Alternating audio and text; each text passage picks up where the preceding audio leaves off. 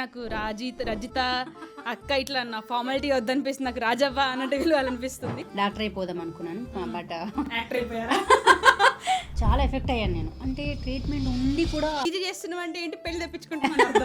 దానికోసం మాత్రమే నేను హైదరాబాద్ వచ్చాను. ఇంట్లో వాళ్ళు పెళ్లి చేస్తారు, దాన్ని తప్పించుకోవడానికే వచ్చాను. నేను అరెస్ట్ చేయడం కంటే కూడా పెద్ద పనిష్మెంట్ అది. నాకు అర్రాసు నిజంగా ఒక స్క్రీన్ ప్లే, ఒక సినిమా లాగా అనిపించింది అనమాట. నేను గోరటి వెంకన్న కూడా అదే అన్నారు. అల్లం నారాయణ ఆ కాక చాలా మంది అన్నారు, మా అమ్మ పతంగికి రూపాయి ఇవ్వంటే ఇయ్యలేదు, డబ్బా రొట్టె కొనుక్కొచ్చుకున్న ₹1 ఇస్తే ఛాయ్ లోటెడ్ ఛాయలు వేసుకుందని ఇట్లాంటివి రాస్తే. ఒకసారి మీ యాక్టింగ్ బ్యాక్గ్రౌండ్కి వస్తే, పివి నరసింహారావు గారి రాసిన గొల్లరామవదాన్లో లీడ్ యాక్టర్స్ గా చేసిండ్రు. చేయమన్నారు వాళ్ళు కూడా హ్యాపీగా, ఎందుకంటే ఆ లీడ్ రోల్ మొత్తం కూడా తెలంగాణ స్లాంగ్ లో మాట్లాడాలి. Even know main stream media is talking about it. వాళ్ళ యూటరస్ తీసేసి వాళ్ళని బలవంతంగా సైన్ పెట్టించుకుంటున్నారు. ఒక 1 lakh+ గవర్నమెంట్ స్కూల్స్ లో గర్ల్స్ కి టాయిలెట్స్ వెళ్ళి. అరే 2026 లో ఫెమినిజం అవసరం వచ్చింది మరి.